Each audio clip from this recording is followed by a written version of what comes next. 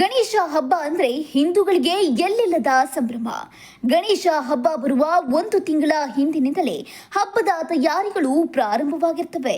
ಹಬ್ಬದ ದಿನದಂದು ಡೊಳ್ಳು, ತಮಟೆ, ಡಿಜೆ ಹಾಡುಗಳನ್ನ ಹಾಕಿಕೊಂಡು ಕುಣಿದು ಕುಪ್ಪಳಿಸಿ ಉತ್ಸವದ ಮುಖಾಂತರ ಬರುವ ಏಕದಂತ 9 ದಿನ ಅಥವಾ 11 ದಿನಗಳ ನಂತರ ಅಷ್ಟೇ ವಿಜೃಂಭಣೆಯಿಂದ ಅದ್ದೂರಿಯಾಗಿ ವಿಸರ್ಜನೆಯೂ ಸಹ ಆಗುತ್ತಾನೆ.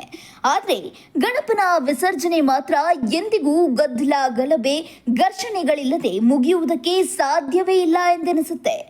ಈ ರೀತಿಯ ಕೋಮು ಗಲಭೆಯನ್ನ ನೋಡಿದ್ರೆ ನಾವು ಭಾರತದಲ್ಲಿದ್ದೇವೋ ಅಥವಾ ಬೇರೆ ದೇಶದಲ್ಲಿದ್ದೇವೋ ಎಂಬ ಸಂಶಯ ಶುರುವಾಗುತ್ತೆ.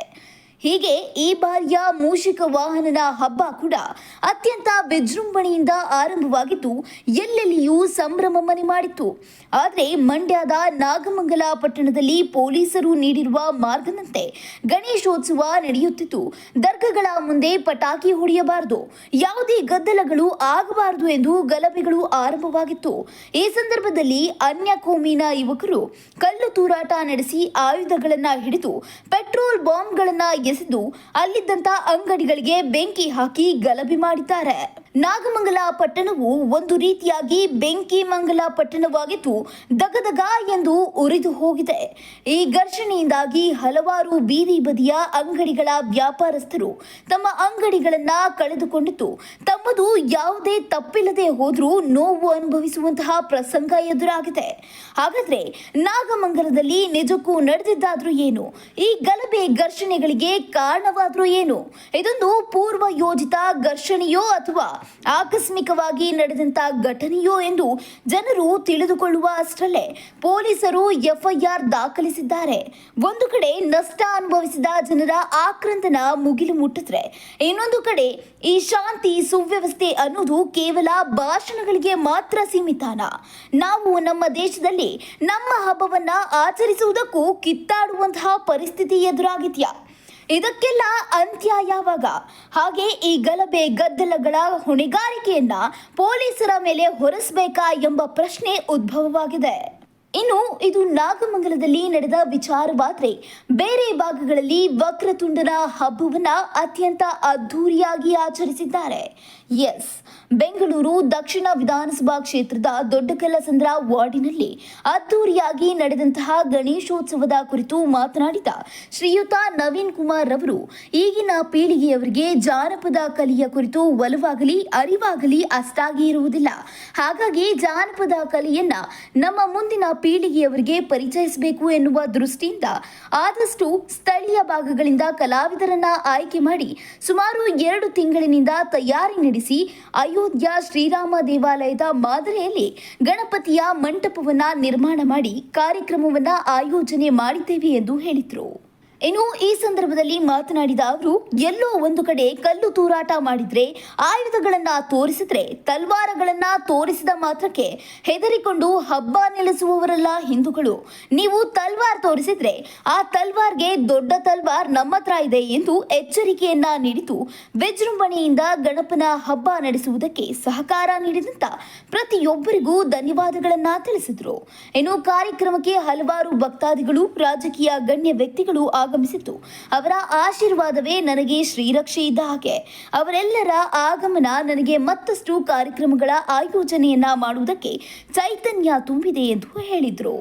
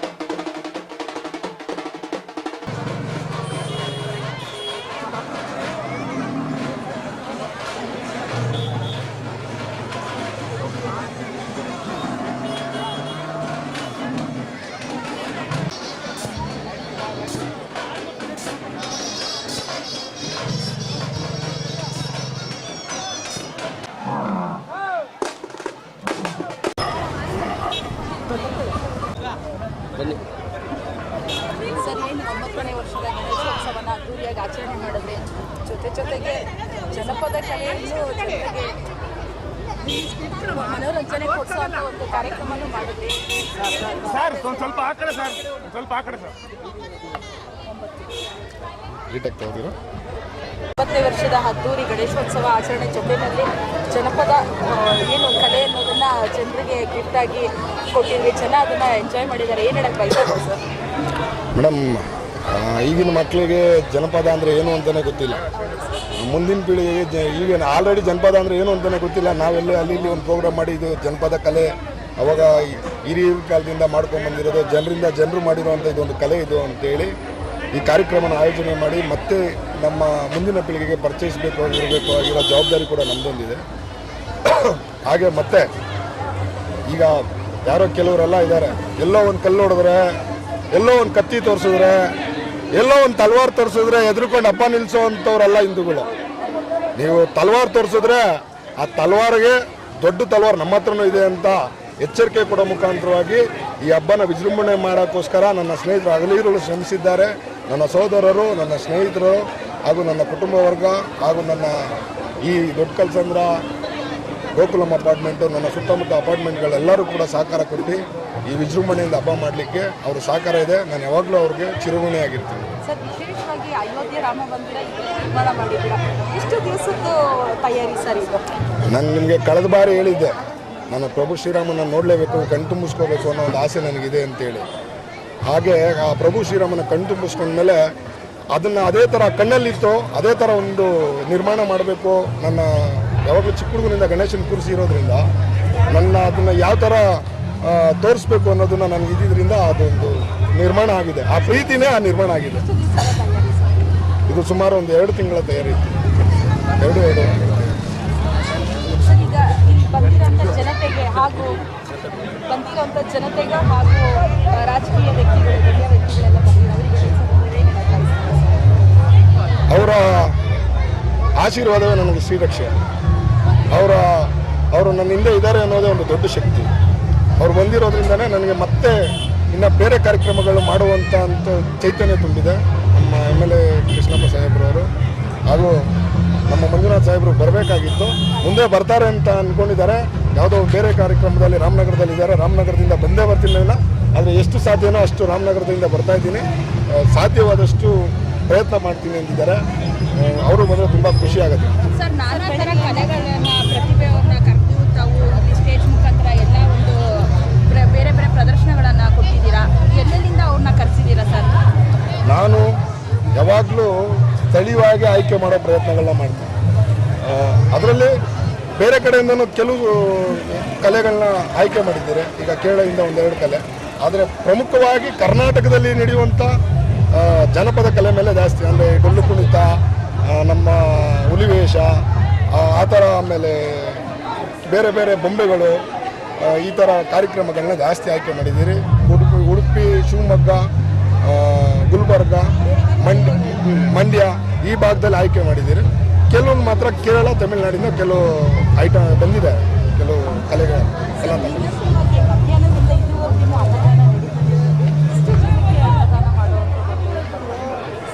ನಾವು ಇಷ್ಟು ಜನಕ್ಕೆ ಅಂತ ನಾವು ಯಾವತ್ತೂ ಯಾವ ವರ್ಷನೂ ಕೂಡ ಅಂದ್ಕೊಂಡಿಲ್ಲ. ಜನ ಇರೋ ಗಂಟನೂ ನಾವು ಪ್ರಸಾದ ವಿನಿಯೋಗ ಮಾಡಲೇಬೇಕು ಅನ್ನೋದು ನಮ್ಮ ಸೋದರರು, ನನ್ನ ಸ್ನೇಹಿತರ ಒತ್ತಾಯ, ಜೊತೆಗೆ ನನ್ನೊಬ್ಬು ಅದೇ ಆಸೆ ಇರೋದ್ರಿಂದ ವಿನಾಯಕನ ಆಶೀರ್ವಾದ ಇರೋ ಗಂಟ ಜನ ಎಲ್ಲಿ ಗಂಟ ಬರ್ತಾರೋ ಅಲ್ಲಿ ಗಂಟ ಮಾಡ್ತಾನೆ ಇರ್ತೀವಿ. ನಾವು ಯಾವುದೇ ನಂಬರ್ಸ್ ಕೌಂಟ್ ಮಾಡಲ್ಲ ಮೇಡಮ್. ಕೊನೆಯದಾಗಿ ದೊಡ್ಡ ಕಲ್ಸಂದ್ರ ವಾರ್ಡಿನ ಜನತೆಗೆ ಏನು ಹೇಳಕ್ಕೆ ಬಯಸ್ತೀರಾ ಸರ್ ಇವತ್ತಿನ ದಿನದಲ್ಲಿ? ದೊಡ್ಡ ಕಲ್ಸಂದ್ರ ವಾರ್ಡಿನ ಜನತೆಗೆ ಏನು ಹೇಳ್ತೀನಿ ಅಂದರೆ, ಒಂದಾಗೋಣ, ಬಾಳೋಣ. ಅವತ್ತು ಮಾಡಿದ್ದಾರೆ, ಮುಂದೇನೂ ಮಾಡ್ತಾರೆ ಅಂತ ನಂಬಿಕೆ ಇದೆ.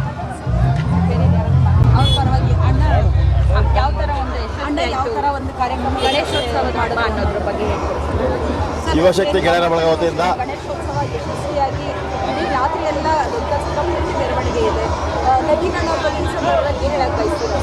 ಏನಂದ್ರೆ ಹೇಳ್ತೀನಿ ಅಂದರೆ, ಇದು 9ನೇ ವರ್ಷದ ಅದ್ದೂರಿ ವಾರ್ಷಿಕೋತ್ಸವ ಅಂತ ಹೇಳೋಕ್ಕೆ ಎರಡು ಮಾತಿಲ್ಲ ಹೇಳ್ಬೇಕು ಅಂದರೆ ಅದ್ದೂರಿ ವಾರ್ಷಿಕೋತ್ಸವನೇ. ಪ್ರತಿ ವರ್ಷವೂ ತುಂಬ ಏನೋ ಒಂದು ಅವ್ರ ಹತ್ರ ಹೇಳೋದೊಂದು ಏನಂದರೆ, ಕಲೆಗೆ ಒಂದು ಬೆಲೆ ಕೊಡಬೇಕು ಅನ್ನೋ ಉದ್ದೇಶ ಇದ್ದೆ. ಅವ್ರು ಹೇಳೋದು ಒಂದೇ, ಯಾವತ್ತೇ ಅಲ್ಲಿ ಕಲೆಗೆ ಒಂದು ಬೆಲೆ ಕೊಡಬೇಕು ಅಂದ್ಬಿಟ್ಟು ಅವ್ರು ಬರೀ ಕಲಾವಿದರಿಗೋಸ್ಕರ ಪ್ರೋತ್ಸಾಹ ಕೊಟ್ಟು ಕಲಾವಿದರಿಗೆ ಯಾವುದೇ ರೀತಿ ತೊಂದರೆ ಆಗದಂಗೆ ಬಂದು ಅವ್ರಿಗೆ ಪ್ರತಿ 8 ವರ್ಷನೂ ಬಂದಿರೋ ಕಲಾವಿದರು ಇವತ್ತು ಬಂದಿದ್ದಾರೆ. ಅವ್ರು ಯಾಕೆ ಬರ್ತಾರೆ ಇಲ್ಲಿಗೆ ಅಂದರೆ ನವೀನವ್ರು ಇಲ್ಲಿ ಮಾಡಿರೋದ್ರಿಂದ ಅವರು ಇಲ್ಲಿ ಬಂದು ನಾವು ಮಾಡೋ ಪ್ರತಿಭೆಯನ್ನು ನೋಡಿ ಅವರು ಪ್ರೋತ್ಸಾಹ ಕೊಟ್ಟು ಅವ್ರಿಗೇನು ಗೊಂತೆ ತೊಗರಾಲು ಈ ಊರಲ್ಲಿ ನಿಮಗೆ ಗೊತ್ತಿರುತ್ತೆ. ಯಾಕೆಂದರೆ ಜನ ಒಬ್ರಿದ್ದಂಗೆ ಒಬ್ರು ಇರಲ್ಲ, ಒಬ್ಬ ಕಮ್ಮಿ ಸೌಂಡ್ ಹೊಡಿತಾನೆ ಅಂತ ಬೈಯೋರು ಇರ್ತಾರೆ. ಅದು ಅಂಥವ್ರಿಗೆಲ್ಲ ಕಮ್ಮಿ ಮಾಡಿ ಯಾವುದೇ ರೀತಿ ತೊಂದರೆ ಆಗದೆ ಕಲಾವಿದರನ್ನು ಕಳಿಸ್ಕೊಡ್ತಾರೆ. ಆಮೇಲೆ ಇನ್ನೊಂದು ಏನಂದರೆ ಹೇಳ್ಬೇಕು ಅಂದರೆ ಅವ್ರ ಹತ್ರ ಒಂದು ಒಳ್ಳೆಯ ಮಹಾಭಾವ ಆಗಿದೆ ಅಂದರೆ ನಾವೇನು ಮಾಡ್ತೀರಿ ಬಿಡ್ತೀರಿ ಅನ್ನೋದು ಗೊತ್ತಿಲ್ಲ, ಬಂದಿರೋ ಜನಗಳು ಯಾವತ್ತೂ ಹಸ್ಕೊಂಡು ಹೋಗಬಾರ್ದು. ನಾವು ಗಣೇಶ ಕುಣಿಸಿದ ಬೆಳಿಗ್ಗೆ 6:30ಕ್ಕೆ ಪೂಜೆ ಮಾಡೋದು, ಪ್ರತಿಷ್ಠಾಪನೆ ಮಾಡೋದು. 6:30ದಿಂದ ಇಲ್ಲಿವರೆಗೂ ಅನ್ನಾನ ನಡೀತಾನೆ ಇದೆ, ನಿರಂತರವಾಗಿ ನಿಂತೇ ಇಲ್ಲ. ಯಾಕೆ ಯಾರಿಗೂ ಅನ್ನ ಇಲ್ದಿರ ಹೋಗಬಾರ್ದು, ಯಾರು ಹಸುವಿಂದ ಹೋಗಬಾರ್ದು, ಹಸುವಿನ ಬೆಲೆ ಅವ್ರಿಗೆ ಗೊತ್ತು. ಸೊ ಹಾಗಾಗಿ ಈ ವಾರ್ಷಿಕೋತ್ಸವ ತುಂಬ ಇನ್ನೂ ವಿಜೃಂಭಣೆಯಾಗಿ ನಡೆಸ್ತಾರೆ ಅಂತ ನಾನು ಭರವಸೆ ಇದೆ. ಅವರ ಅಧ್ಯಕ್ಷತೆಯಲ್ಲಿ ನಮ್ಮ ಸಂಘದ ವತಿಯಿಂದ ಎಲ್ಲರೂ ಕೃತಜ್ಞತೆ ಅವ್ರಿಗೆ ಹೇಳ್ತೀವಿ.